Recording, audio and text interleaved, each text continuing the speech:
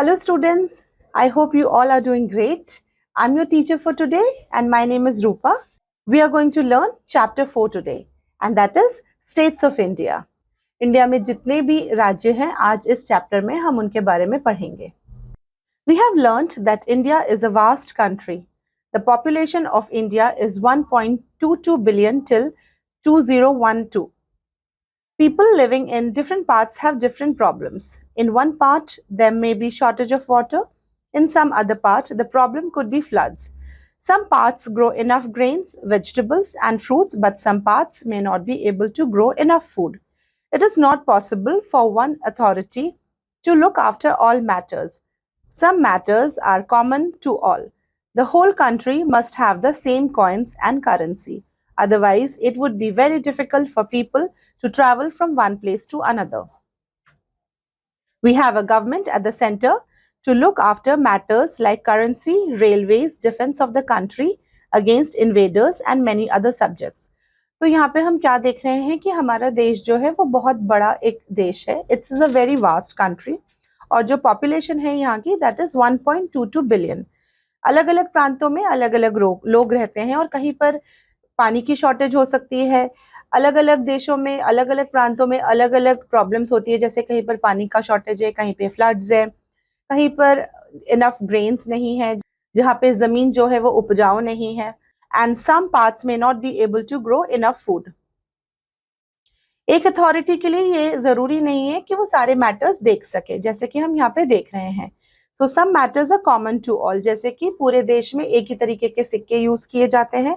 Otherwise जो लोग हैं एक जगह से दूसरे जगह तक ट्रैवल नहीं कर पाएंगे, हमारे बीच में व्यापार नहीं हो पाएगा. इसलिए पूरे देश में एक ही तरीके के सिक्के यूज किए जाते हैं, एक ही तरीके के करेंसी यूज किए जाते हैं. इंडिया को अलग अलग स्टेट्स में डिवाइड किया गया है and these states look after matters like agriculture, education, forest, lands and many more. Some parts of our country are directly controlled by the central government and these are known as union territories. The President of India is the head of the nation. New Delhi is the capital of India. और यहाँ पे हमारे President महोदय रहते हैं. All important offices of the central government are in New Delhi. The Prime Minister and other ministers also live in New Delhi. तो जितने भी हमारे देश के important ministers हैं, Prime Minister, President या फिर जितने भी cabinet ministers हैं वो न्यू दिल्ली में रहते हैं और न्यू दिल्ली हमारे देश का capital है. The states have their own capital.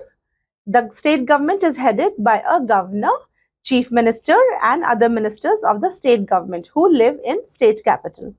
Important offices of the state government are also located in the state capital. इसके अलावा हमारे बहुत सारे यूनियन टेरिटरीज भी हैं और उनको कौन हेड करता है? Lieutenant governor.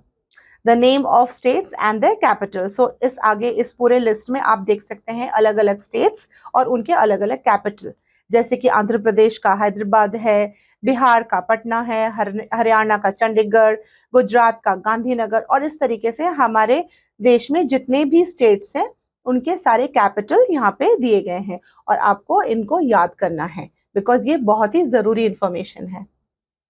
अगले चरण में अगर आप देखें यहाँ पे यूनियन टेरिटरीज के बारे में बताया गया है और कितने यूनियन टेरिटरीज हैं हमारे? 6 और उनके नाम क्या है? Andaman and Nicobar, Dadra and Nagar Haveli, Daman and Diu, Lakshadweep, Chandigarh, national capital territory, Pondicherry and region New Delhi.